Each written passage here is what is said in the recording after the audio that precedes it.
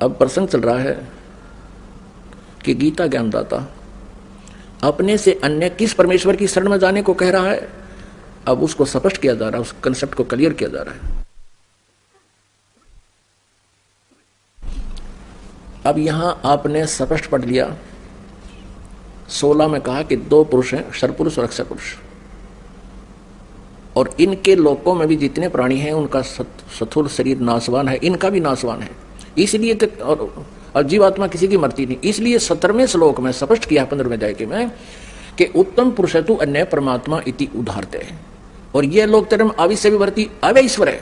अब अक्षर पुरुष भी अविनाशी प्रभु कहलाता है, लेकिन 17वें में कंसेप्ट क्लियर करना किया है कति कि वो है वास्तव में अविनाशी परमात्मा। उत्तम पुरुषत्व अन्य परमात्मा इति उदाहरत है, यह लोक तरम आविश्य विवर्ती अवैश्वर है। वो संसार रूपी वृक्ष का वो जड़ रूपी परमात्मा है, मूल। जिस जैसे तना पेड़ को जड़ से मूल से आहार पहुंचता है, यानी पूरे वृक्ष की परवरिश मूल से होती है, जड़ से होती है। तो मूल रूपी परमात्मा परम अक्षर ब्रह्म है, और वही सभी का धारण पोषण करता है। उसी से सबको आहार खुराक या सब वस्तुएं कर्म वर्क दंड मिलता है। और यह तो लोक तरम आविश्य विवर्ती अव्यय ईश्वर है। अव्यय माने अविनाशी, वास्तव में वह अविनाशी परमेश्वर है। अपनात्मा गीता जी अध्याय नंबर 15 के श्लोक नंबर 18 में गीता ज्ञानदाता कहता है कि मैं लोक वेद के आधार से पुरुषोत्तम प्रसिद्ध हूं, क्योंकि मेरे 21 ब्रह्मांडों में मेरे अंतर्गत जितने प्राणी हैं, कहते मेरे अंतर्गत जितने प्राणी हैं, ब्रह्मा विष्णु महेश जी या अन्य देवता या हम कीड़ी कुंजर आदि सब राजा रंग, इनसे मैं श्रेष्ठ हूं, इनसे तगड़ा हूं, ये मेरे अंतर्गत हैं, इनसे मैं प्रबल हूं। इसलिए लोक वेद के आधार से मुझे पुरुषोत्तम प्रसिद्ध हो रहा हूं, क्योंकि मैं मेरे अंतर्गत जितने प्राणी हैं उन तक श्रेष्ठ हूं। लेकिन मैं पुरुषोत्तम नहीं हूं, पुरुषोत्तम तो कोई और है। अब लोक वेद क्या होता है? सुना सुनाया ज्ञान है जो सत्य ना हो और हमने सत्य मान रखा हो। जैसे हम लोक वेद के आधार से ब्रह्मा विष्णु महेश जी को अजरो अमर मानते थे। इनके कोई माता पिता नहीं है, इनके इतिहास इनकी जीवनी में लिखा है कि ये तो नासवान है, इनकी जन्म मृत्यु होती है, और दुर्गा इनकी माता है, और काल रूपी ब्रह्म ये ज्योति निरंजन क्षर पुरुष इनका पिता है। तो हम जो लोक वेद सुना था वो गलत था। इसी प्रकार ये कह रहा है गीता ज्ञानदाता 15वें अध्याय के 18वें श्लोक में, मैं तो लोक वेद के आधार से पुरुषोत्तम प्रसिद्ध हूं, आई एम नॉट पुरुषोत्तम। ये देखना अध्याय नंबर 15 का गीता जी, और यहां देखिएगा ये 18वां श्लोक है। ये क्या कहता है? यस्मात् क्षरम अतीतः अहम अक्षरात् अपीत उत्तम अतः अस्मि लोके वेदे च प्रथिता पुरुषोत्तम है। 18वां श्लोक। क्योंकि मैं शर्मन नाशवान जड़ क्षेत्र से जो मेरे अंतर्गत जितने प्राणी हैं उनसे अतीत हूं, और अविनाशी जीव आत्मा जो मेरे अंतर्गत हैं उनसे भी उत्तम हूं। इसलिए लोके वेदे, लोक और वेद में नहीं, लोक वेद के आधार से पुरुषोत्तम नाम से प्रसिद्ध हूं।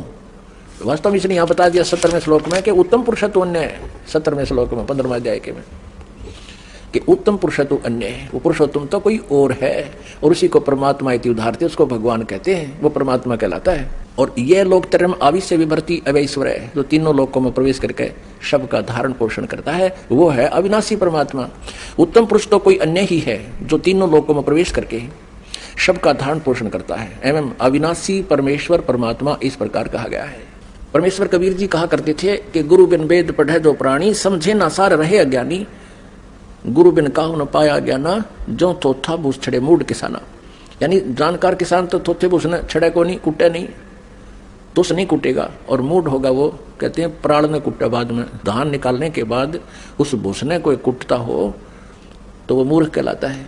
तो तत्व ज्ञान ना होने से अभी तक सभी ऋषि महर्षि और ये गुरु अब ये जो ना थोथा भूस कूट रहे थे, छिड़ रहे थे। अपनात्माओं प्रसंग चल रहा है कि गीता ज्ञानदाता अपने से अन्य किस परमेश्वर की शरण में जाने को कह रहा है, जहां जाने के बाद फिर पुनर्जन्म नहीं होता और परम शांति और सनातन परम धाम प्राप्त होता है। अब वो है वो परम अक्षर ब्रह्म, परम अक्षर ब्रह्म कौन है? वो कबीर देव है, कबीर साहब है। और ये वही परमात्मा है जो बनारस में, काशी शहर में 600 वर्ष पहले धानक की भूमिका, दुल्हे की भूमिका करते हुए, एक अच्छे नागरिक की भी भूमिका करते हुए और तत्वदर्शी संत की भूमिका वो विशेष रूप से करने के लिए आए थे। और सच्चिदानंद घन ब्रह्म की वाणी में जैसे चौथे अध्याय के 32वें श्लोक में गीता जी में कहा है कि ब्रह्मणे मुखे, ब्रह्मणे माने परम अक्षर ब्रह्म के, मुखे माने मुखारविंद से, उनके अपने मुख कमल से उतरित वाणी में, उस परमेश्वर के मुख कमल से उतरित वाणी में, उसको सच्चिदानंद घन ब्रह्म की वाणी कहा जाता है। यानी तत्व ज्ञान को विस्तार से कहा गया है। उसको तू तत्वदर्शी संतों के पास जाकर समझ, चौथे जाए के 34वें श्लोक में, कि वो तत्व ज्ञान है जो परमेश्वर ने आकर बताया है। अब गीता जी अध्याय नंबर 17 के श्लोक नंबर 23 में कहा है, ओम तत्सत इति निर्देशः ब्रह्मणे त्रिविधः समर्थः। इसका क्या अर्थ है कि ब्रह्मणे माने सच्चिदानंद घन ब्रह्म यानी परम अक्षर ब्रह्म को पाने का इस 3 मंत्र की साधना का निर्देश है। निर्देश माने फाइनल फैसला, फाइनल डिसीजन, नथिंग एल्स। यानी इस मंत्र के अतिरिक्त और कोई जाप आपने नहीं करना, अन्य साधना पूर्ण परमात्मा के पाने की नहीं है। ओम तो यह सरपुरुष का यानी ब्रह्म का जाप है। यह स्वयं स्वीकार कर रहा गीता जी अध्याय नंबर 8 के श्लोक नंबर 13 में, ओम इति एक अक्षरम ब्रह्म व्यवहारण माम अनुसमरण यह परियाति तदंदेहम स याति परमाम गतिम। माम ब्रह्म, मुझ ब्रह्म का केवल एक ओम अक्षर है। अंतिम श्वास तक जो सिमरन करता हुआ जाता है वो ओम नाम से मिलने वाले लाभ को प्राप्त करता है। ओम नाम से कौन सा लाभ मिलता है? ब्रह्मलोक प्राप्ति होती है। और 8वें अध्याय के 16वें श्लोक में कहा कि ब्रह्मलोक पर्यंत भी सभी पुनरावर्ती में है, वहां गए हुए प्राणी भी फिर लौटकर संसार में वापस आते हैं, यानी उनको परम शांति नहीं हो सकती। श्रीमद् भगवत गीता अध्याय नंबर 17 के श्लोक 23 में कहा कि ओम तत्सत इति निर्देशः ब्रह्मणे त्रिविधः समर्थः। ब्रह्मणे माने सच्चिदानंद घन ब्रह्म अर्थात परम अक्षर ब्रह्म की साधना का 3 मंत्र के जाप का निर्देश है। ओम तत्सत, ओम तो ब्रह्म का, इस सरपुरुष का, और तत् ये अक्षर ब्रह्म का जिसको परब्रह्म भी कहते हैं। ये सांकेतिक है, ये गुप्त है, ये कोड वर्ड है, ये कोड वर्ड है। और सत जो है वो परम अक्षर ब्रह्म का है। अब तीनों का ये जाप, इसकी 3 विधि है सिमरन करने की। त्रिविध समर्थ है, 3 प्रकार से इसका सिमरन होता है। अब 3 प्रकार से सिमरन कैसे होता है ये दास बताएगा, और जिनको ये तीनों मंत्र प्राप्त है वो पुण्यात्मा अच्छी तरह समझते हैं। इसमें ओम मंत्र तो बिल्कुल सार्वजनिक है, ये तो पहले से डिक्लेयर्ड है। तत् सांकेतिक है, ओम और तत् मिलकर 2 अक्षर का ये एक सतनाम बनता है, सच्चा नाम। सतनाम कोई जाप नहीं है, सच्चे नाम का संकेत है। तो ये 2 अक्षर का सतनाम बन जाता है। इसको श्वास वो श्वास से इसका सिमरन करना होता है। और फिर इस सतनाम के साथ एक ये सत मंत्र सांकेतिक है, ये और जोड़ा जाता है। फिर ये 3 मंत्र का इकट्ठा ही जाप बन जाता है। इस प्रकार सच्चिदानंद घन ब्रह्म की प्राप्ति होती है, भक्ति होती है। अब हम आते हैं गीता जी अध्याय नंबर 8 के श्लोक नंबर 1 से लेकर 10 तक आपको रूबरू कराते हैं। देखिएगा, श्रीमद् भगवत गीता, ये गीता प्रेस गोरखपुर से प्रकाशित है और जयदयाल गोविंद का इसके अनुवादक है। ये देखिएगा, ये प्रथम मंत्र है 8वें अध्याय का। अर्जुन ने पूछा, किम तत्ब्रह्म, किम अध्यात्म, किम कर्म पुरुषोत्तम, अधिभूतम च किम प्रोक्तम, अधिदेवम किम उच्यते। हे पुरुषोत्तम, वह तत्ब्रह्म क्या है? तत्ब्रह्म क्या है? वह ब्रह्म क्या है? अब इस तत्ब्रह्म का कहां से ज्ञान हुआ अर्जुन को, यह देखना एक पृष्ठ पीछे ही 7वें अध्याय के 29वें श्लोक में, जरा मरण मोक्षाय माम आश्रित्य ये तंति ये ते ब्रह्म तत्विदु, ते ब्रह्म तत्विदु कृष्णम अध्यात्मम कर्म च अखिलम। इसका भाव यह है कि माम आश्रित है, मेरे इस वचन का आश्रय करके कि तत्वदर्शी संत की खोज कर लेता है। तत्वदर्शी संत के पास जाने से फिर उसको परमात्म तत्व का ज्ञान हो जाता है। उसके बाद कहते वो जरा मरण मोक्षाय, जो जरा माने बुढ़ापा वृद्ध अवस्था, मरण माने मोक्ष। जरा यानी बुढ़ापे और मृत्यु के कष्ट से छूटने के लिए जो प्रयत्न करते हैं वे ब्रह्म तत्विदु, तत्ब्रह्म को जानते हैं। कृष्णम अध्यात्म कर्म च अखिलम, वे तत्ब्रह्म को और सारे अध्यात्म ज्ञान को और सभी कर्मों को विदु माने जानते हैं। अब इन्हीं के द्वारा अनुवाद देखिएगा, यहाँ पर है 7वें अध्याय का 29वें का ये अनुवाद है। जो मेरे शरण होकर जरा और मरण से छूटने के लिए यत्न करते हैं। जरा माने वृद्ध अवस्था, मरण माने मृत्यु। वे पुरुष, वे व्यक्ति, तत् माने उस, तत् ब्रह्म, ब्रह्म को, तत् ब्रह्म, देखो तत् ब्रह्म, उस ब्रह्म को, उस ब्रह्म को, संपूर्ण अध्यात्म को तथा संपूर्ण कर्मों को जानते हैं। और 30 में फिर कहा है, जो पुरुष अधिभूतम, मुझे सब कुछ जानते हैं, वो मुझ तक सीमित है। जो पुरुष अधिभूत और अधिदेव सहित तथा अधियज सहित सब का आत्मा मुझे अंत काल में जानते हैं, अंत काल में भी जानते हैं, वे युक्त चित्त वाले पुरुष, पुरुष मुझे ही जानते हैं। जो मेरे भाव में भावित रहते हैं वो तो मेरे तक सीमित हैं, और जो उस तत्व से परिचित हैं तो वो जरा और मन से छूटने के लिए ही प्रयत्न करते हैं। तो ये तुरंत बाद 8वां अध्याय शुरू हो जाता है। यहाँ 7वां समाप्त हो जाता 30 श्लोक में। इस 8वें अध्याय के प्रथम मंत्र में अर्जुन ने पूछा कि किम तत्ब्रह्म, फिर वो क्या है वो तत्ब्रह्म, और अध्यात्म किम कर्म पुरुषोत्तम, अधिभूतम से किम प्रोक्तम, अधिदेवम किम उच्यते। प्रश्न पूछा कि वह तत्ब्रह्म क्या है। अब इसका तीसरे मंत्र में, तीसरे श्लोक में गीता ज्ञानदाता ने उत्तर दिया है। ये तीसरा श्लोक है। वह परम अक्षर ब्रह्म है, वह परम अक्षर ब्रह्म है। अब उन्हें आत्मा स्पष्ट हो गया, वह परम अक्षर ब्रह्म है। गीता ज्ञानदाता अपने से अन्य परम अक्षर ब्रह्म की जानकारी बताता है। फिर अब अपनी और उस परम अक्षर ब्रह्म की दोनों की पैरेलल यानी समांतर बता रहा है कि मेरी साधना करनी है तो तुझे ब्रह्मलोक प्राप्ति होगी। ब्रह्मलोक में गए हुए प्राणी का भी जन्म मृत्यु होता है, तो इसलिए मेरी शरण में रहना है तो युद्ध भी करना पड़ेगा, शांति नाम की चीज नहीं।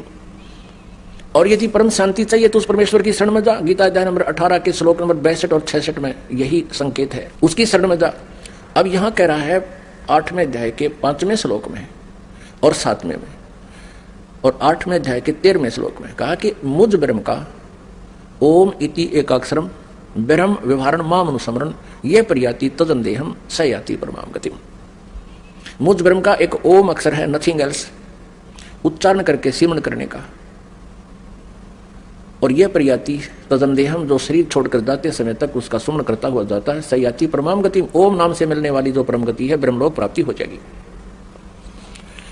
इसलिए गीता जी अध्याय नंबर 7 के श्लोक नंबर 18 में अपनी साधना को अनुत्तम कहा है, घटिया श्रेष्ठ, क्योंकि ब्रह्मलोक में गए हुए प्राणी भी पुनर्वर्ती में है। अब यहाँ प्रसंग एक और अड़ा देते हैं ये लोग। 8वें अध्याय के 16वें श्लोक में ये कहा है, गीता ज्ञानदाता का अनुवाद इन्होंने गलत किया है। उसमें क्या है कि ब्रह्मलोक पर्यंत सभी पुनर्वर्ती में है, वहां गए हुए प्राणी भी पुनर्जन्म प्राप्त करते हैं, मृत्यु होती है। लेकिन वह अनुवाद इन्होंने गलत कर दिया कि मुझे प्राप्त प्राणी का फिर पुनर्जन्म नहीं होता। तो यहाँ गलत अनुवाद गलत है इनका। यदि इस अनुवाद को सत्य माने तो चौथे अध्याय का 5वां और दूसरे अध्याय का 12वां श्लोक गलत सिद्ध हो जाता है, जहां कहता है कि तेरे और मेरे बहुत जन्म हो चुके, तू नहीं जानता मैं जानता हूं। तो यह अनुवाद गलत है। तो यहाँ ये आपको भ्रमित कर सकते हैं, इसलिए कंसेप्ट सारे क्लियर करने पड़ रहे हैं। अब हम आते हैं कि गीता ज्ञानदाता 8वें अध्याय के 5वें और 7वें और 13वें श्लोक में कहता है कि मेरा ओम एक अक्षर है, एक ब्रह्म ओम मंत्र है, और जो इसकी साधना करता है, इससे ये मेरी साधना का मंत्र है। तो कहते तू मेरी साधना कर और मुझे ही प्राप्त होगा, पर युद्ध भी करना पड़ेगा, युद्ध भी कर, मेरा स्मरण भी कर। गीता जी अध्याय नंबर 8 के श्लोक नंबर 6 में कहा कि ये नियम है कि अंत समय में जो जिसकी साधना करता हुआ जाता है उसके भाव में भावित रहता है, उसी में उसी की आस्था बनी रहती है। परमात्मा ने अपनी सच्चिदानंद घन ब्रह्म की वाणी में कहा है, तत्व ज्ञान में कहा है कि जहां आशा ताबासा हुई, मन कर्म वचन सुमरियो सोई। जहां अंत समय में तेरी आस्था रहेगी वहीं तेरा जन्म होगा, जहां आशा रहेगी। अब हम परम अक्षर ब्रह्म में आस्था बनाएंगे तो उसको प्राप्त हो जाएंगे, और जो ब्रह्म में आस्था रखते हैं तो ब्रह्म लोक चले जाएंगे, उसकी साधना ठीक करते हैं तो। और जो करते हैं हरे राम हरे कृष्ण राधे श्याम राधे राधे श्याम राधे, और वो आशा करते हैं ब्रह्म लोक जाने की, सपने में भी नहीं जा सकते। वो तो ओम एक अक्षर है, और वो भी पूरे संत से लेकर जो अधिकारी हो उससे लेकर जाप करने से ही वो लाभ भी तब प्राप्त होगा। अब यहाँ स्पष्ट हो गया 8वें अध्याय के 13, 5 और 7 मंत्र में कि तू मेरा सिमरण कर मुझे प्राप्त होगा। देखिएगा आपके रूबरू कराते हैं पवित्र सदग्रंथ को। 8वें अध्याय का ये 5वां मंत्र है, जो पुरुष अंत काल में भी मुझको ही स्मरण करता हुआ शरीर को त्याग जाता है वह मेरे साक्षात स्वरूप को प्राप्त होता है, इसमें संशय नहीं है। ये साक्षात स्वरूप अनुवाद गलत किया इन्होंने। उसने तो प्रतिज्ञा की है कि मुझे वो प्राप्त कर नहीं सकता, लेकिन ब्रह्मलोक जा सकता है। मत भावम, मेरे भाव में भावित रहता है, मेरे भाव को प्राप्त होता है, यानी मेरे में आस्था रह जाती है। और छठे में कहा है, 8वें अध्याय के 6ठे श्लोक में कि हे कुंती पुत्र, अंत काल में जिस भी भाव को समरण करता हुआ शरीर का त्याग करता है, उसको ही प्राप्त होता है, सदा उसी के भाव से भावित रहता है। तत्भावम भावती, ये भाव माने उसी के भाव में भावित रहता है। यहाँ इन्होंने अनुवाद गलत कर दिया है कि मेरे साक्षात स्वरूप को प्राप्त होता है, 5वें में गलत किया है। स मत भावम, मेरे भाव में रहता है, मेरे में उसकी आस्था रहती है। यहाँ स्पष्ट हो गया है ये 6ठे में, वो तत्भावम भावती, वो उसी भाव में भावित रहता है, यानी उसी में आस्था रहती है। अब 7वें में कहा है, हे अर्जुन, सब समय में मेरा स्मरण कर और युद्ध भी कर। स्पष्ट कहता है मेरे शरण में रहना तो युद्ध करना ही पड़ेगा, कंपलसरी है, तुझे शांति नहीं हो सकती। इसलिए सब समय में मेरा स्मरण कर और युद्ध भी कर। इस प्रकार मुझ में अर्पण किए हुए मन बुद्धि से युक्त होकर निसंदेह मुझको ही प्राप्त होगा। अब पुण्यात्माओं, ये तत्व ज्ञानहीन प्राणी कहा करते, गीता जी अध्याय नंबर 8 के श्लोक नंबर 5 और 7 को सुनाकर चैप्टर क्लोज कर देते थे कि भगवान कहता है मेरी शरण में आ, मुझे स्मरण कर, मुझे ही प्राप्त होगा, निश्चिंत और युद्ध भी कर, मेरा स्मरण भी कर। लेकिन 8, 9, 10 को कौन बताया इन्होंने कभी भी? उसने स्पष्ट किया है कि उस परमेश्वर की जो भक्ति करता है, परम अक्षर ब्रह्म की, और उसकी साधना गीता जी अध्याय नंबर 17 के श्लोक नंबर 23 में उसकी भक्ति की विधि बता दी। ओम तत्सत, इस 3 मंत्र के जाप से ओम सरपुरुष का, जिसे ब्रह्म भी कहते हैं, और तत् और सत सांकेतिक हैं, गुप्त हैं, कोड वर्ड हैं, वो अक्षर पुरुष का, तत् अक्षर पुरुष का, और सत परम अक्षर पुरुष का, परम अक्षर ब्रह्म का। तो वो तत्वदर्शी संत बताएगा, ये दास है वो तत्वदर्शी संत, इस 21 ब्रह्मांड में है। इन सदग्रंथों के भेद से और कबीर जी की वाणी से कोई परिचित नहीं है इस दास के अतिरिक्त। या वो महात्मा जिनको परमात्मा मिले थे, उन्होंने तो अपनी अमृतवाणी में वो लिखा ही है सारा ज्ञान, उनकी वाणी को भी कोई समझ नहीं सका। इस दास के ऊपर कृपा की परमात्मा ने, वो सभी भेद अब खुला है। अब देखिएगा 8वें अध्याय के 8, 9, 10 में गीता ज्ञानदाता अपने से अन्य उस परम अक्षर ब्रह्म की साधना करने को कह रहा है। देखिएगा 8वें अध्याय का ये देखिएगा 8वां श्लोक। अब 7वें तक तो हमने पढ़ लिया कि मेरी भक्ति कर, मुझे ही प्राप्त होगा, युद्ध भी कर। और 8वें श्लोक में 8वें अध्याय के में यहाँ बताया, इसकी हिंदी यहाँ की है ना अनुवाद। हे पार्थ, यह नियम है कि परमेश्वर के ध्यान के अभ्यास रूप से योग युक्त, यहाँ ध्यान नहीं है, ये अनुवादकर्ता ने अपनी तरफ से अपना ध्यान अड़ा दिया। अभ्यास योग युक्तेन, अभ्यास कौन सा? साधना। 3 मंत्र के जाप दिए जाएंगे, उसका अभ्यास करना। उस अभ्यास रूप योग माने भक्ति से युक्त, दूसरी ओर न जाने वाले चित्त से, यानी किसी और साधना में ध्यान नहीं दे, और एकाग्र चित्त से भक्ति करता हुआ, निरंतर चिंतन करता हुआ मनुष्य परम दिव्यम पुरुषम, परम माने परम, उस उत्तम पुरुष को, परम अक्षर ब्रह्म को प्राप्त होता है। परम दिव्यम, परम प्रकाश रूप दिव्य पुरुष को अर्थात परमेश्वर को ही प्राप्त होता है। गीता ज्ञान दाता से अन्य है, ये स्पष्ट कह रहा। अब ये तो अब देखिएगा 9वें श्लोक में इसमें स्पष्ट किया है, कव्यम पुराणम अनुशासिताराम अणो अणियांसम अनुसमर्ते यह सर्वस्य धाताराम अचिंत रूपम आदित्य वर्णम तमश्य प्रस्तात्। जो पुरुष यानी जो साधक, यहाँ कव्यम का अर्थ अभी नहीं बताएंगे वास्तविक क्या है, पर इन्हीं के अनुवाद से आप आसानी से समझ लोगे। वैसे कवि का अर्थ सर्वज्ञ नहीं होता, यहाँ कबीर देव लिखना था, वो कबीर देव परमात्मा है।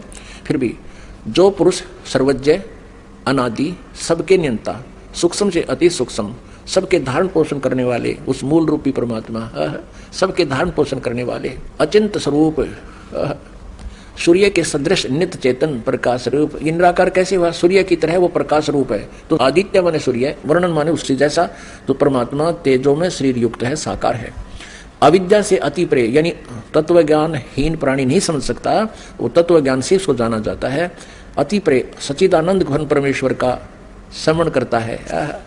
अब 8वें अध्याय के 10वें श्लोक में स्पष्ट कर दिया, वह भक्ति युक्त साधक व्यक्ति अंत काल में भी योग बलेन, योग बल से, यानी भक्ति की शक्ति से, उस 3 मंत्र की भक्ति की शक्ति से व्याकुटी के माध्यम मध्य में प्राणों को अच्छी प्रकार स्थापित करके फिर निश्चल मन से स्मरण करता हुआ उस दिव्यम परमम पुरुषम, पुरुष माने परमात्मा परमेश्वर, उस दिव्य रूप परम पुरुष यानी परमात्मा को ही प्राप्त होता है, तत्परम को प्राप्त होता है, परम अक्षर ब्रह्म को प्राप्त होता है।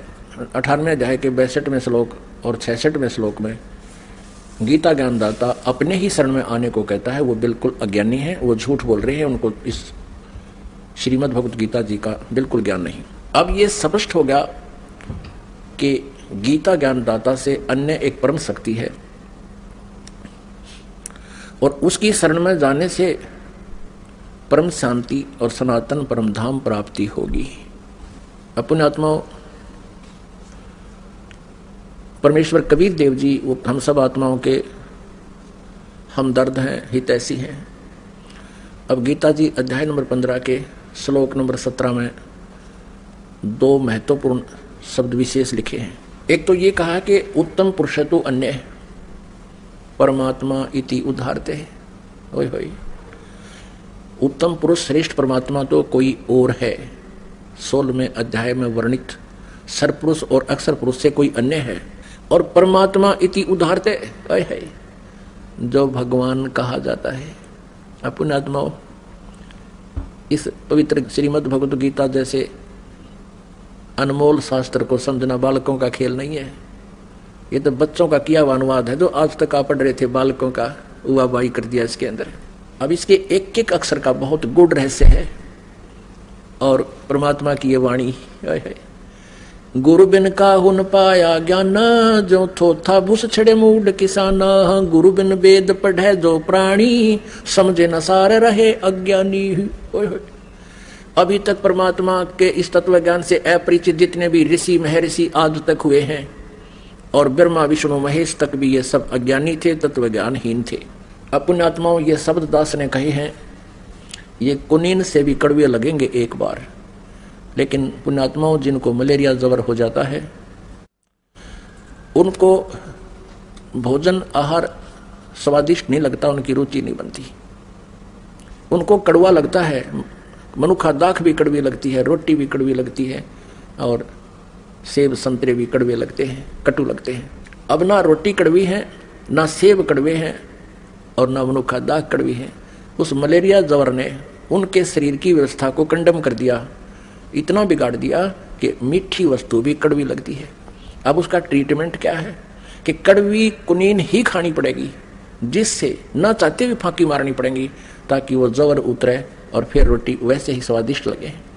तो ये अज्ञान रूपी जबर हो गया आप जी के। अब ये तत्व ज्ञान रूपी कुनीन आपको खिलाई जा रही है, तो इसको आप स्वीकार नहीं कर रहे। ये रोटी थी खाने की प्रतिदिन परमात्मा का ये तत्व ज्ञान, और ये आज हमें अच्छा नहीं लग रहा, नहीं सवारा, क्योंकि हम कबीर जी को भगवान मानने को तैयार नहीं। क्यों नहीं तैयार? क्योंकि अज्ञान रूपी जबर से हम पीड़ित हैं, और उस अज्ञान रूपी जबर को हटाने के लिए ये तत्व ज्ञान रूपी कुनीन खानी पड़ेगी। ये कड़वी लगे तो भी खानी पड़ेंगी, नहीं तो ये जबर नहीं समाप्त होगा। तो ये दास ने जो शब्द बोला है कि ब्रह्मा विष्णु महेश नासवान और ये तत्वज्ञानहीन, सतयुग से लेकर आज तक ये सारे अज्ञानी तत्वज्ञानहीन थे, ये वेद ज्ञानहीन थे, इनको वेदों का पता नहीं था। तो ये कुनीन है और आप जी को ये खानी पड़ेगी यदि ये अज्ञान नाश कराना है, इस अज्ञान रूपी जबर का नाश कराना है, तो आपने खानी पड़ेगी। अब आपको खिलाएंगे आराम से और सदग्रंथों में प्रमाणित करेंगे, आप आराम से ग्रहण करोगे। क्योंकि बालक होते हैं ना बच्चे, उनको तो माता पिता या डॉक्टर जबरदस्ती कुनीन किसी वस्तु में घोल घाल कर जबरदस्ती पिलाता ही पिलाता है। और जब बच्चे समझदार होते हैं और बड़े होते हैं, तो उनको पता भी है कि कड़वी है, और वो फिर भी खा जाते हैं, उनको पता खाना ही पड़ेगा। तो इसी प्रकार आप जी अब समझदार हो गए हो, बालक नहीं हो, आप जी ने या कुनीन खानी पड़ेगी। अपने आत्माओं, तत्व ज्ञान रूपी अमृत बरसे और ऊपर तो भगवान बरसे। देख दो मौज मचा रखी।